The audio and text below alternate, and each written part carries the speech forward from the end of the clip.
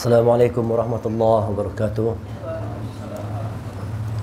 Bapak jemaah rahimakumullah, bersama-sama kita buka pertemuan pada malam hari ini dengan membacakan basmalah. Bismillahirrahmanirrahim.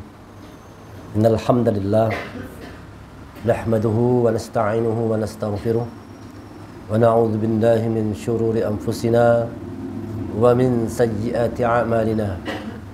Man yahdihillahu فلا مضل له ومن يضلل فلا هادي له أشهد أن لا إله إلا الله وأشهد أن محمدا عبده ورسوله لا نبي بعده اللهم صل وسلم على محمد رسول الله وعلى آله وصحبه ومن تبعه ووله إلى يوم القيامة رب اشرح لي صدري ويسر لي أمري واحلل عقدة من لساني يفقهوا قولي ربي زدني علما وارزقني فهما فقال الله تعالى في القرآن الكريم أعوذ بالله من الشيطان الرجيم يا أيها الذين آمنوا اتقوا الله حق تقاته ولا تموتن إلا وأنتم مسلمون.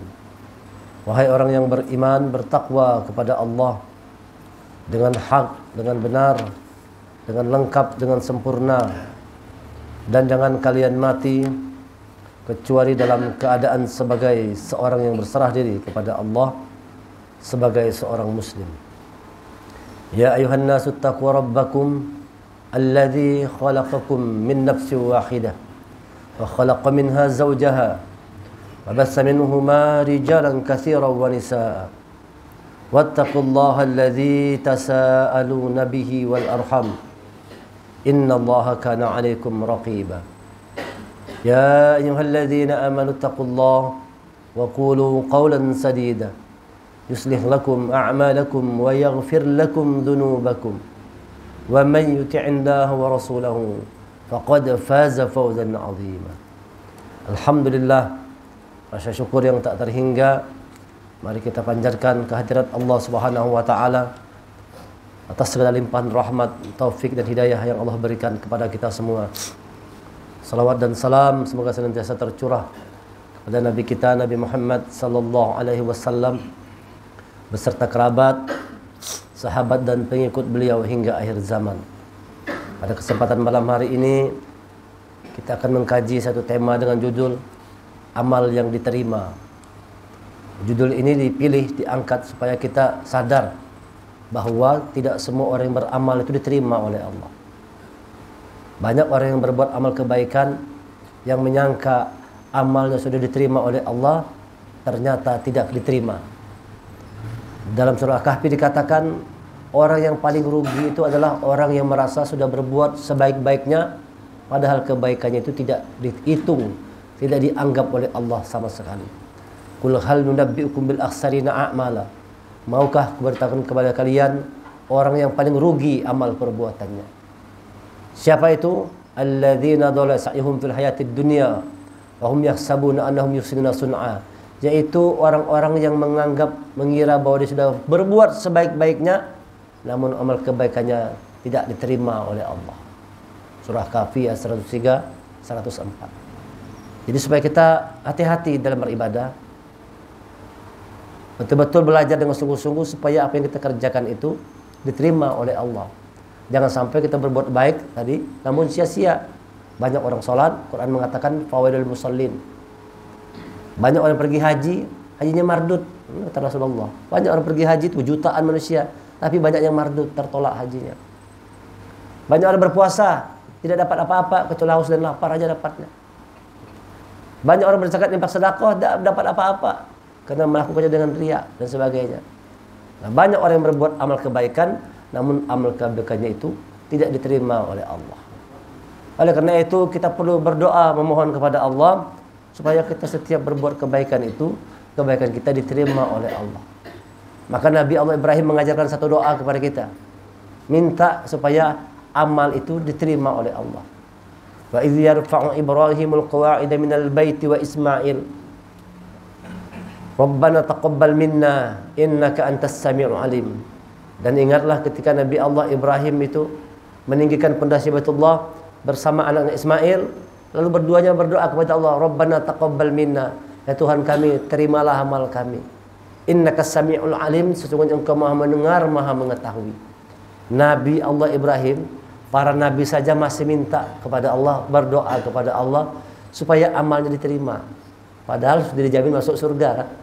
Padahal kan nabi dijamin masuk surga, masih meminta kepada Allah supaya amalnya diterima. Itu artinya para nabi itu masih mengkhawatirkan, masih cemas, masih takut jangan-jangan amal itu tidak diterima oleh Allah. Takutan. Nah, hendaknya rasa seperti itu juga ada dalam diri kita nih. Rasa khawatir, amalku diterima atau kada? Yuk. Diterima atau kada? Ada rasa khawatir, ada rasa takut. Lalu dengan itu kita berhati-hati, menjaga sebaik mungkin supaya amal kita itu betul-betul baik kualitasnya. Khawatir, yang berbahaya itu orang yang merasa bahwa sudah banyak berbuat amal dan amalnya diterima oleh Allah. Ternyata kata Allah, amalnya tidak diterima oleh Allah Subhanahu wa taala. Di dalam Al-Quran ini Allah menerangkan ada 6 yang harus kita lakukan supaya amal kita diterima oleh Allah. Nah, mudah-mudahan setelah dikaji malam hari ini bisa kita amalkan, lalu setiap kita berbuat baik itu diterima oleh Allah. Ada 6 yang mesti kita lakukan supaya amal kita diterima oleh Allah. Di dalam surah Al-Ahqaf, surah 46 ayat 15 dan ayat ke-16 Allah menerangkan, A'udzu billahi minasyaitonir rajim. Wa wassaynal insana biwalidayhi ihsana. Hamalathu ummuhu kurha wa wada'athu kurha. Wa hamluhu wa bisaluhu 30 shahra. Hatta idza balagha ashuddahu wa balagha 40 sana. Qala rabbi awzi'ni an ashkura ni'mataka allati an'amta 'alayya wa 'ala walidayya wa an a'mala salihan tarda wa aslih li bi dhurriyyati inni tubtu ilayka wa inni minal muslimin. أولئك الذين تقبل عنهم أحسن ما عملوا ونتجاوز عن سيئاتهم في أصحاب الجنة وعد الصدق الذي كانوا يوعدون. Kami perintahkan kepada manusia agar berbuat baik kepada kedua orang tuanya. Kita ini diperintah oleh Allah berbuat baik lawan kuitan. Jangan durhaka sama kuitan. Bagaimanapun keadaan kuitan, tetap kita berbuat baik. Bahkan orang tua kita musyrik sekalipun, perintah Allah tetap berbuat fid dunya ma'rufa. Di dunia tetap berbuat baik sama orang tua kita. Tidak boleh durhaka, tidak boleh menyakiti hati orang tua. Ibunya telah mengandungnya dengan susah payah dan melahirkannya dengan susah payah pula. Masa mengandung sampai menyapinya selama 30 bulan. Sehingga apabila dia anak itu telah dewasa dan umurnya mencapai 40 tahun, dia berdoa. Nah, ini satu doa untuk orang yang usianya 40 tahun ke atas. Ini kayaknya sudah 40 tahun ke atas. Satu aja mungkin yang belum. 40 tahun ke atas belum? Belum. Pak sebelah sudah 40 tahun ke atas. Sudah 40 tahun ke atas. Doa yang Allah ajarkan untuk orang yang usianya sudah 40 tahun ke atas. Dulu waktu kita muda kan doanya lain, kalau masih bujangan kan, umur 19, 20, 25 ke doa kan, minta istri yang cantik, istri yang baik, rezeki yang banyak. Berdoa supaya kehidupan baik segala macam, dapat rumah, dapat mobil. Itu doa waktu masih muda. Kalau sudah doa tuh usia 40 tahun, doanya lain lagi doanya. Yang kita minta 6 hal. Yang 6 hal ini yang kalau kita lakukan, amal kita akan diterima oleh Allah. Apa yang diminta oleh orang yang sudah usianya 40 tahun ke atas ini? Ya Tuhanku, berilah aku petunjuk agar aku dapat mensyukuri nikmat-Mu. Jadi yang pertama, pandai bersyukur. Bersyukur dengan apa yang sudah diberikan Allah kepada kita. Bersyukur dengan apa yang ada. Jangan banyak berkeluh kesah dalam hidup. Bersyukur. Jangan melihat ke atas terus, lihat ke bawah. Orang kalau selalu melihatnya ke atas, susah bersyukur. Kita punya mobil, orang lebih harap lagi. Kita punya uang, orang lebih banyak lagi. Kita punya rumah bagus, orang lebih bagus lagi. Orang yang selalu melihat ke atas ini susah bersyukur. Kalau kita melihat ke bawah, itu insya Allah bersyukur kita. Alhamdulillah Pak, masih punya rumah. Ada orang kan lebih rumah lagi. Nah, bersyukur kita. Alhamdulillah. Pandai bersyukur dalam setiap keadaan. Bagaimanapun keadaan diri kita, harus tetap bersyukur kepada Allah. Sampai-sampai meminta kita kepada Allah beri petunjuk supaya bisa bersyukur. Kenapa tidak mudah menjadi orang bersyukur? Itu banyak orang tuh kufur nikmat. La in syakartum la azidannakum. Siapa yang bersyukur ditambah nikmatnya. Wala in kafartum inna azabi lasyadid. Barang siapa yang ingkar, sungguhnya azabku sangat pedih. Jadi banyak orang yang lupa diri, tidak bersyukur kepada Allah, hidup tidak pernah merasa puas, hidup tidak pernah merasa cukup, dan banyak berkeluh kesah dalam kehidupannya. Orang-orang yang tidak pandai bersyukur ini bisa jadi amalnya tidak diterima oleh Allah. Harus pandai bersyukur dalam semua keadaan. Walau dalam keadaan yang tidak nyaman sekalipun, pahit sekalipun, banyak masalah, banyak problem, harus tetap bisa bersyukur. Kalau kita misalnya ada orang itu punya masalah, dia bisa bersabar, itu hebat benar sudah. Punya masalah bisa bersabar. Tapi kalau ada orang punya masalah malah bersyukur, nah ini yang luar biasa. Itu dicontohkan oleh Nabi Allah, Nabi Nuh, dzurriyyatan ma'anu innahu kana 'abdan syakura. Wahai keturunan yang bersama dengan Nabi Nuh, innahu kana 'abdan syakura. Sesungguhnya Nabi Nuh itu adalah hamba Allah yang bersyukur. Innahu kana 'abdan syakura. Padahal Nabi Nuh itu punya masalah ujian berat, punya anak, punya istri, mati dalam keadaan musyrik. Di depan mata nih menyaksikan orang disayangi mati, itu kayak apa rasanya? Gimana rasanya tuh? Bisa menolong tapi tidak boleh nolong. Mau ditolong Nabi Nuh, cuma ditegur Allah. Jangan tolong kata Allah. Biarkan mereka mati tenggelam sana. Jangan ditolong, mereka bukan keluargamu. Akhirnya Nabi Nuh rela menyaksikan anak keturunannya mati tenggelam di depan matanya. Anak istrinya mati tenggelam di depan mata. Ini ujian berat. Tapi Nabi Nuh tetap bisa bersyukur. Abdan syakura. Tetap dia bersyukur walaupun masalahnya berat yang dihadapi. Nah, kita pun demikian, harus pandai bersyukur sama Allah. Jadi hidup jangan banyak keluh kesah. Jangan banyak keluh kesah dalam hidupnya. Bersyukurlah hidup. Kita bisa hidup saja sudah bersyukur. Bisa hidup aja udah bersyukur. Makanya kita begitu bangun tidur itu, yang pertama kita ucapkan adalah ucapan rasa syukur. Alhamdulillahilladzi ahyana ba'dama amatana wa ilaihin nusyur. Alhamdulillah, rasa syukur kita kepada Allah. Begitu kita buka mata kita dari tidur, yang pertama diucapkan adalah rasa syukur. Kenapa bersyukur? Alhamdulillah ahyana ba'da ma amatana. Kau hidupkan aku kembali dari kematianku ya Allah. Tidur itu kan dalam dimensi mati. Banyak orang yang tidur karena bangun-bangun lagi selajur banyak. Tidur selajur karena bangun-bangun lagi. Nah, lagi tidur tuh gimana kita tuh? Hidup kita di genggaman Allah, tidak tahu kita. Digorok orang dia batang leher kita, tidak sadar kita. Tetapi Allah berikan kita kehidupan.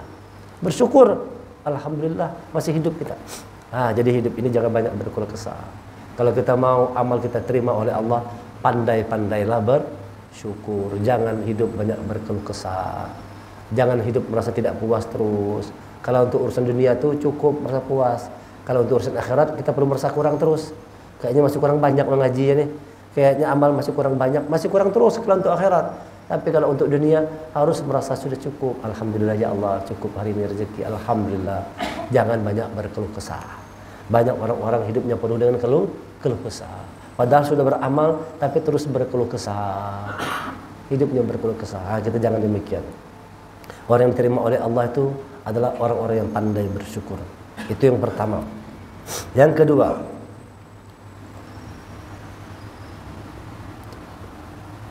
ya Tuhanku, berilah aku petunjuk agar aku dapat mensyukur nikmat-Mu yang telah Engkau berikan kepadaku, yang Engkau limpahkan kepadaku dan kepada kedua orang tuaku. Artinya kita sama orang tua itu berbuat baik. Kalau mau amal diterima, lawan kuitan harus berbuat baik. Sebaik apapun kita, kalau tidak bagus hubungan sama orang tua, tidak akan diterima amal kita. Sehebat apapun amal ibadah seseorang, tidak akan diterima oleh Allah kalau orang tuanya tidak ridho kepada dirinya. Anak-anak durhaka tidak akan diterima amalnya oleh Allah. Tidak akan diterima oleh Allah. Ridho Allah ada pada ridho orang tua. Oleh karena itu kalau kita masih punya kuitan, berbakti sama kuitan. Berusaha untuk menyenangkan hati kuitan. Orang tua kita tuh bahagiakan. Kalau tidak, kita sengsara hidup ini. Allah melaknat, bahkan Allah melaknat Anak-anak yang durhaka sama orang tua itu pasti dilaknat oleh Allah. Anak-anak yang berbuat buruk terhadap orang tuanya, yang menyakiti hati orang tuanya, dilaknat oleh Allah. Dia tidak pernah mendapatkan kebahagiaan hidup dunia apalagi akhirat selama tidak berbakti kepada orang tuanya. Bakti kepada orang tua. Ini kisah nyata. Ini kisah nyata. Ulun menyaksikannya sendiri. Jadi ulun punya teman, dia punya keluarga, teman ulun punya keluarga. Dan teman ulun ini keluarga ini luar biasa kalau soal ibadah. Senin Kamis tidak pernah tinggal, puasa terus. Mengaji Quran itu luar biasa, saban hari tidak pernah tinggal, mengaji terus. Salat malam, bangun terus.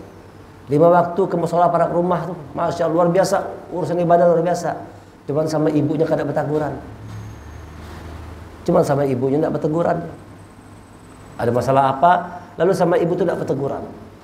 Nah, orang menyaksikan sendiri, orang ini mau sakratul maut, mau meninggal dunia tuh. 2 hari itu tidak mau meninggal, padahal suara sudah di sini nak. Sudah sini dah. Itu kan kita tahu sudah meninggal tuh. 2 hari kondisinya begitu terus tuh. Sakratul maut tuh, tapi tidak mau hilang nyawa tadi. Akhirnya teman ulun ini karena dia tahu dia ada masalah, dipanggilnya ibunya yang sedang sakit ini. Datangi anak pian, kasihan dia. Datangi, maafkan, ridhoi anak pian. Mamanya datang, peluk anaknya, bilang memaafkan anaknya, meridhoi, baru meninggal anaknya itu. Ulun menyaksikan sendiri, masya Allah. Baru meninggal yang sakit tadi setelah orang tuanya mengatakan, aku maafkan nak, aku mama ridho sudah, mama ridhonya. Mama ikhlas, baru anak itu meninggal. Padahal lihat, salat malamnya, baca Qur'annya, ibadahnya, semua dikerjakan. Cuma satu aja, tidak bagus hubungannya kepada kedua orang tua. Tidak diterima oleh Allah. Kalau kita ini kalau punya orang tua berbuat baik. Kalau sudah kejadian lagi kayak apa caranya? Doakan. Doakan terus, banyak-banyak berdoa. Kalau ada waktu, setiap waktu punya kesempatan, doakan orang tua. Rabbana firli wa liwalidayya warhamhuma kama rabbayani shaghira. Doakan terus tuh. Setiap kita ada orang mengatakan kalau kita cuma berdoa orang tua tuh cuma habis salat 5 waktu, itu dikatakan masih kikir. Itu masih termasuk orang yang kikir, orang yang cuma mendoakan orang tuanya habis salat 5 waktu. Usahakan setiap punya waktu, punya kesempatan, doakan orang tua kita.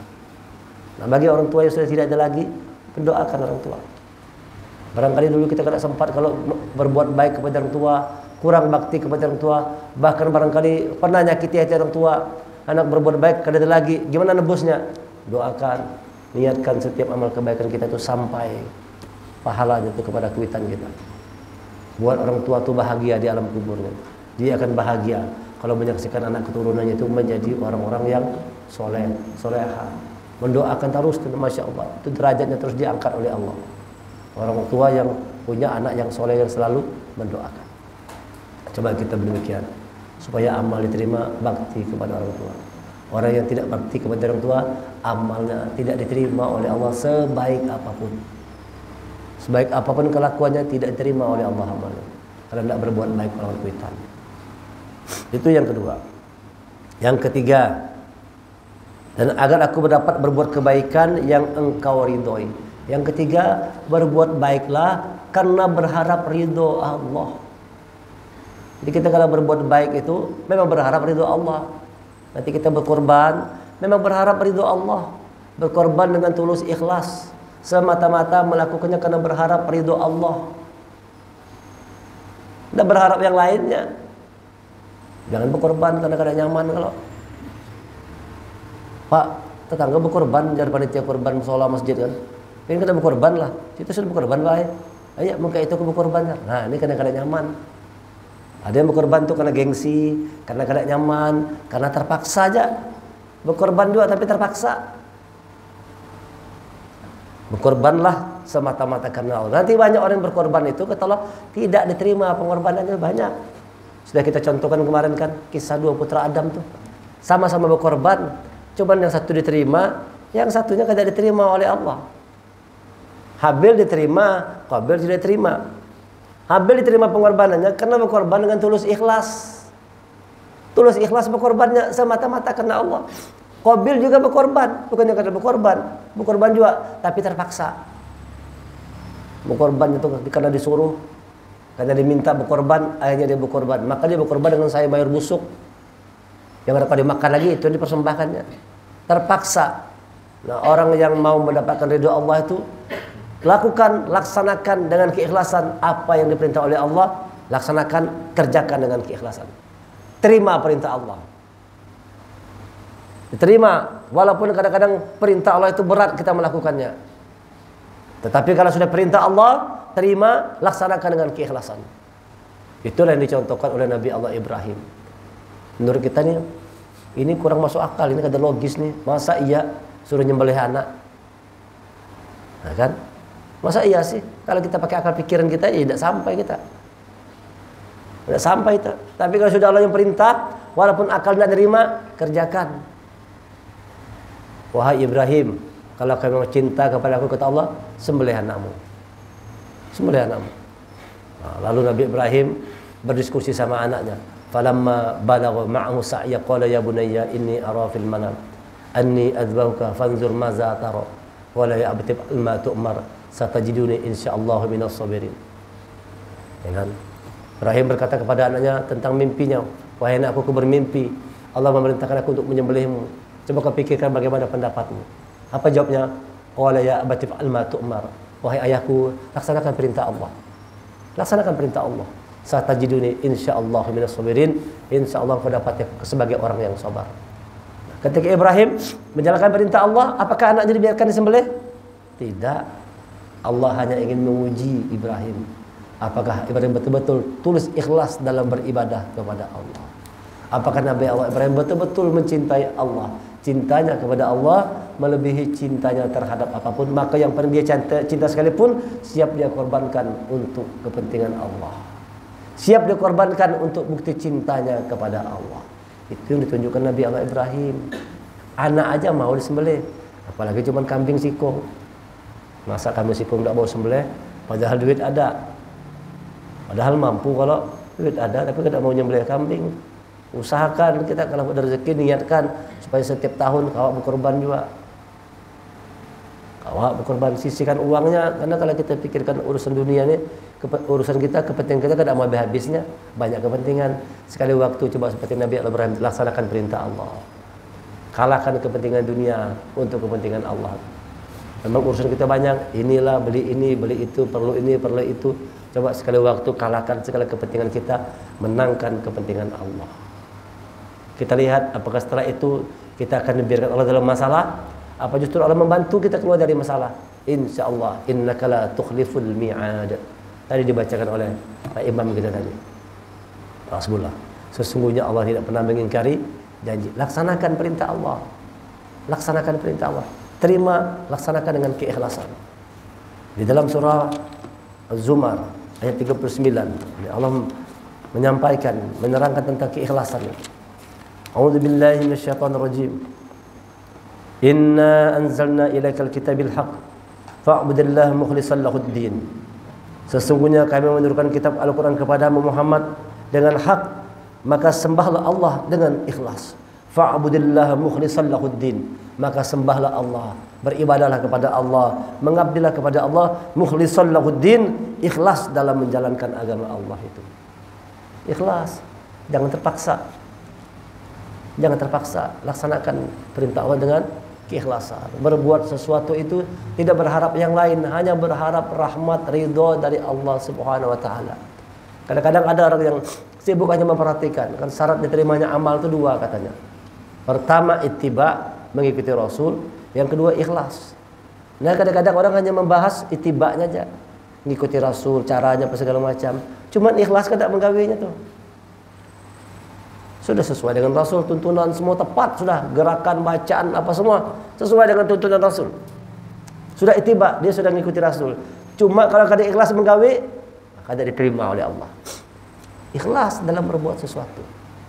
Iblis itu tidak mampu menyesatkan orang-orang yang ikhlas. Selainnya kata Iblis, akan kusesatkan. Akan kusesatkan semua manusia, kata Iblis, kecuali orang-orang yang ikhlas. Nah, dalam surah 15 surah Al-Hijr. Ini dia. Ayat 36-nya. Ayat 36-nya. Wa inna 'alaika la'nata ila yaumiddin. Ya Iblis berkata, ya Tuhanku, dan sesungguhnya kutukan itu telah menimpa sampai hari kiamat. Ia berkata, ya Tuhanku, karena kalaulah begitu maka berilah penangguhan kepadaku sampai hari manusia dibangkitkan. Iblis dilaknat oleh Allah. Kata iblis, kalau begitu beri aku penangguhan sampai manusia dibangkitkan. Qala fa innaka qala rabbi fanzurni ila yaumiddin qala fa innaka minal munzirin. Allah berfirman, baiklah, maka sesungguhnya kamu termasuk orang yang diberi penangguhan. Ila yaumil waqtil ma'lum, sampai hari yang telah ditentukan. Qala rabbi bima aghwaytani la uzayyanna lahum fil ardi wa la ughwiyannahum ajma'in. Ya iblis berkata, Tuhanku, oleh karena engkau telah memutuskan bahwa aku sesat, aku pasti akan jadikan kejahatan terasa indah bagi mereka di bumi, dan aku akan menyesatkan mereka semuanya. Sumpah iblis nih, karena aku ini sudah dilaknat, sudah pasti masuk neraka, maka aku bawa anak keturunan sebanyak-banyaknya masuk neraka juga. Akan aku jadikan anak cucu Adam itu berbuat amal jahat tapi terasa indah.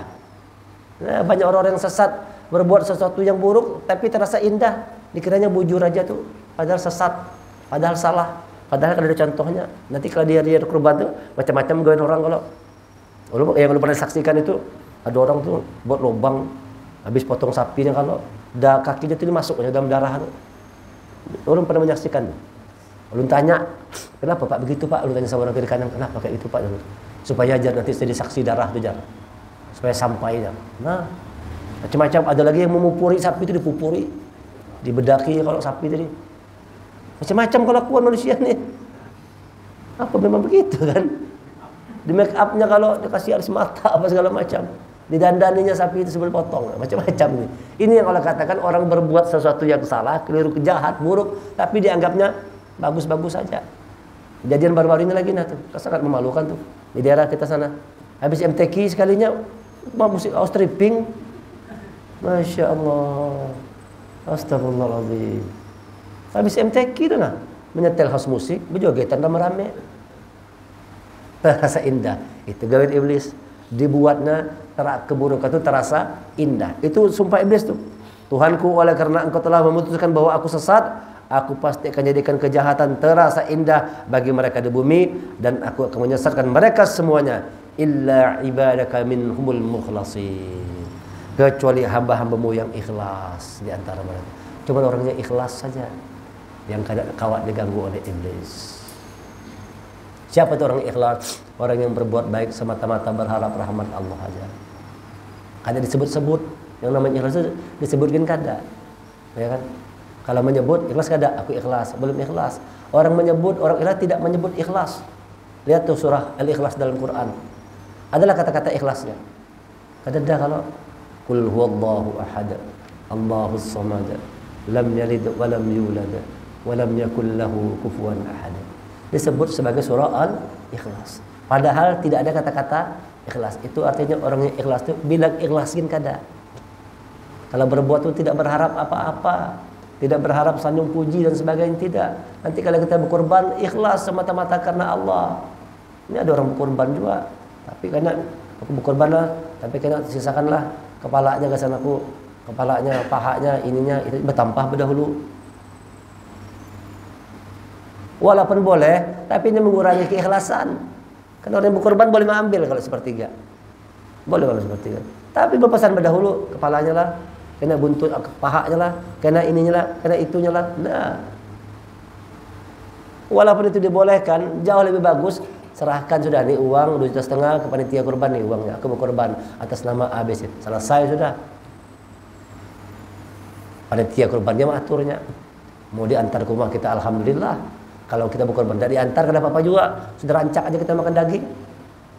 Tidak perlu minta-minta apa segala macam.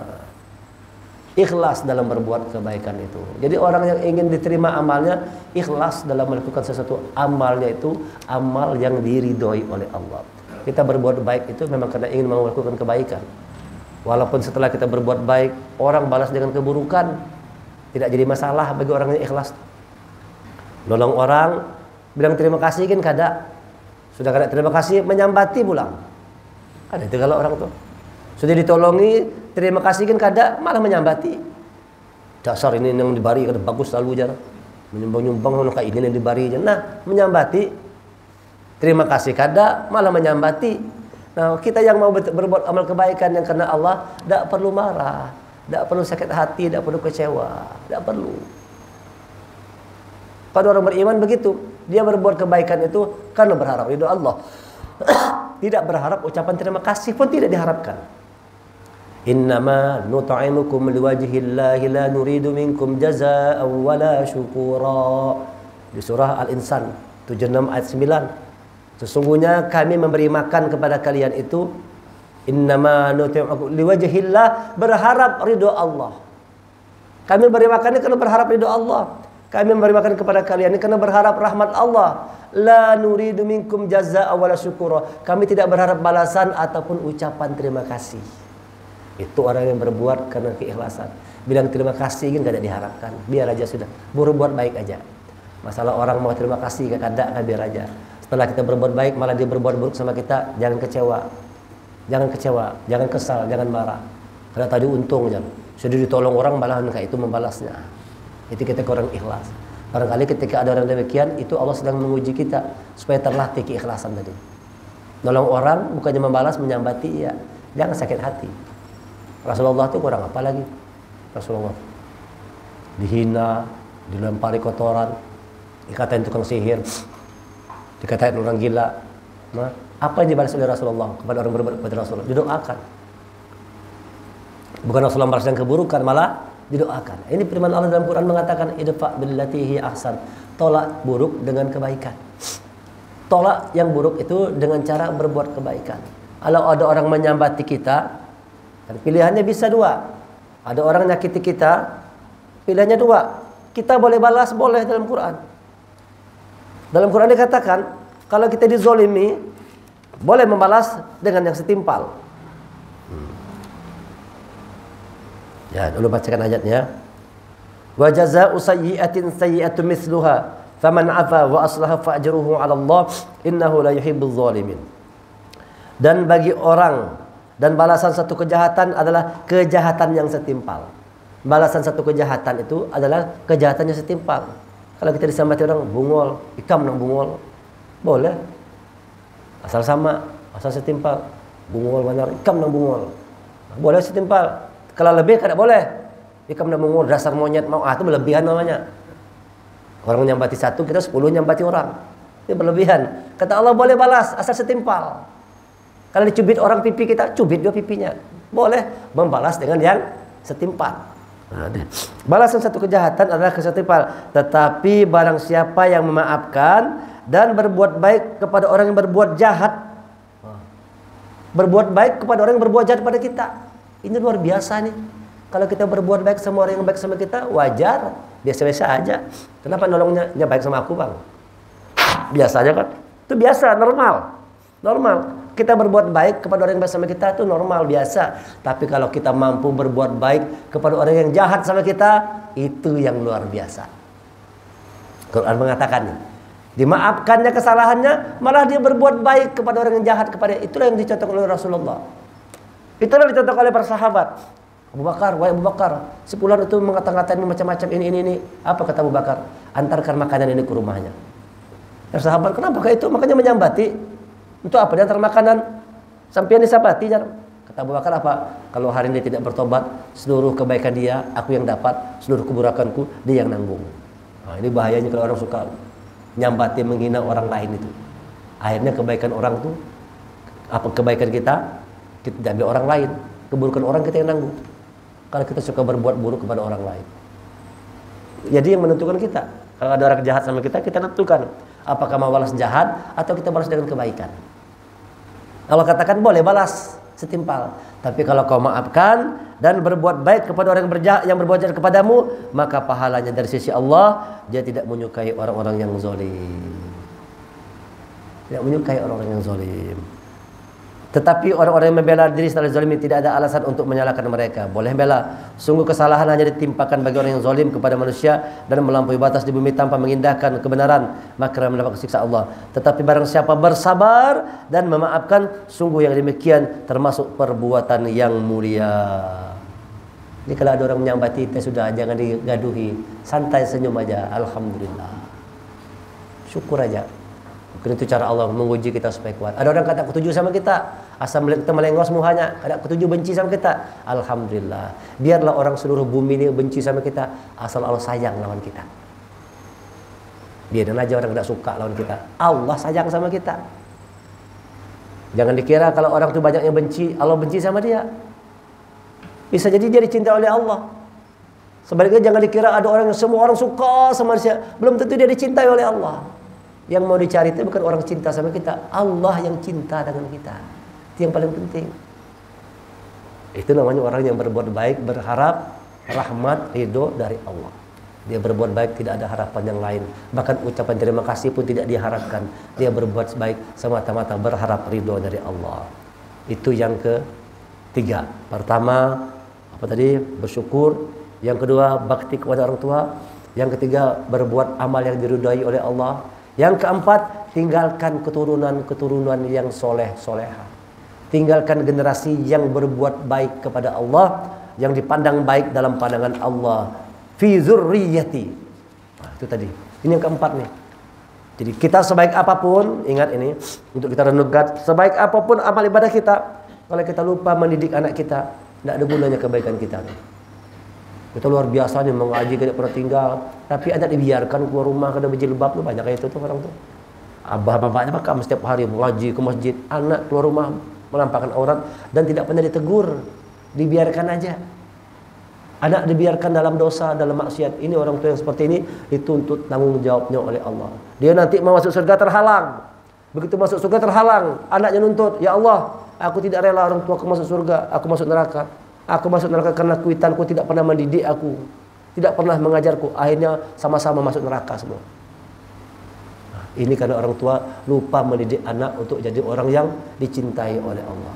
Tugas orang tua itu adalah mendidik anaknya supaya dia menjadi orang yang dinilai, dipandang baik oleh Allah Subhanahu wa taala. Dan kepada kedua orang tua dan aku berbuat kebajikan dan berlaku kebaikan yang mengalir sampai kepada anak cucuku. Nah, anak cucu. Tinggalkan generasi-generasi yang baik. Didik anak-anak kita untuk jadi orang yang soleh, soleha. Masukkan anak-anak kita ke sekolah-sekolah agama, suruh dia ngapal Quran, suruh jadi orang soleh, suruh dia menjadi orang-orang yang beriman, bertakwa, menjadi pemimpin orang bertakwa. Doakan Rabbana hab lana min azwajina wa dzurriyyatina qurrata a'yun waj'alna muttaqina imama. Ya Allah, istriku, ya Allah, anak keturunanku, jadikan orang-orang yang soleh-soleha, pemimpin orang-orang yang takwa. Orang tua akan sengsara kalau meninggalkan generasi yang buruk di belakangnya itu. Sengsara orang tua, dalam kubur itu sengsara. Kecuali kita sudah mendidik. Kayak Nabi Nuh tadi kan, sudah dididik, sudah diajak, sudah diarahkan kada mau beriman dua, itu tanggung sendiri anak. Tapi kalau orang tua lalai, lupa mendidik anaknya, ini berat bagi orang tua tanggung jawab di hadapan Allah. Oleh karena itu kalau kita mau amal diterima oleh Allah, tinggalkan generasi-generasi yang beriman setelah kita. Buat anak cucu kita beriman. Itu yang keempat. Yang kelima, sungguh aku bertobat kepada engkau dengan tobat yang sungguh-sungguh. Yang kelima itu banyak-banyak beristighfar, bertobat, minta ampun sama Allah. Sadari kalau kita ini banyak salah. Ampun ya Allah, istighfar. Setiap subuh itu menjelang sahur tuh. Wal mustaghfirina bil ashar, orang-orang beristighfar kepada di waktu sahur. Sebelum azan subuh, jangan lupa sebelum azan subuh setiap hari sebelum azan subuh perbanyak beristighfar. Itu amalan yang paling baik. Amalan yang terbaik menjelang azan subuh itu dikatakan sebagai waktu sahur itu adalah perbanyak beristighfar kepada Allah. Astagfirullah, astagfirullah, astagfirullah. Hayati, sadari bahwa kita banyak berbuat salah. Yang keenam, perbaiki kualitas Islam kita. Perbaikilah kualitas keislaman kita. Kita belum azan ya? Belum. Kita belum. Hah? Belum. Jadi yang keenam adalah perbaiki kualitas keislaman kita, terutama solat kita. Islam itu 5, ya ulangin lagi. Syahadah, solat, puasa, zakat, haji. Ini semuanya dirangkum dalam solat. Dalam solat ada syahadah, solatnya sendiri. Dalam solat ada puasa, itu tidak boleh makan lagi solat, batal puasa kita. Sambil solat sambil ngunyah permen, batal solat kita. Dalam solat ada zakatnya, mana zakatnya? Assalamualaikum, itu zakatnya. Dalam solat ada hajinya, mana hajinya? Ke Baitullah kita menghadapnya. Kada sah kalau kada ke Baitullah. Nih, jadi kalau kita memperbaiki solat, dia akan memperbaiki semua ini. Perbaiki solat kita. Amalan yang pertama dihisab di yaumil akhir adalah sholat kita. Kalau sholat diterima, terima seluruh amal. Tapi kalau sholat ditolak, ditolak seluruh amal. Kalau gitu kuncinya pada sholat ini, perbaiki. Dan tanda orang yang sholat baik itu minimal ada 2. Nih kita perhatikan, sholat kita sudah bujur atau tidak, diterima atau tidak, ada ciri-cirinya, tanda-tandanya ada 2 tandanya minimal. Apa itu? Hadis mengatakan secara syariah kata Rasulullah, kata imam para ulama mengatakan, sholat itu adalah kegiatan yang dimulai dengan takbir, diakhiri dengan salam. Allahu Akbar. Ini simbol Allah yang besar, kita menjadi orang yang rendah hati. Orang yang benar sholatnya pasti jadi orang yang rendah hati. Tidak ada sombong sedikit pun. Tidak pernah merasa lebih hebat dari orang lain. Ini orang yang benar sholat, rendah hati. Jadi kalau orang takbirnya benar, rendah hati. Kalau sudah ada orang bertakbir masih tetap sombong juga, maka hakikatnya dia belum bertakbir, hakikatnya dia belum sholat lagi tuh. Kalau masih banyak kesombongan dalam diri tadi. Orang yang benar sholatnya tidak ada rasa sombong, dia akan menjadi orang yang rendah hati. Yang kedua, salam, menebarkan salam kebaikan. Orang yang benar sholatnya pasti dalam hidupnya menebarkan kebaikan. Di mana tempat selalu berbuat amal kebaikan, memberikan keselamatan. Orang lapar kasih makan, orang susah dibantu kesulitannya.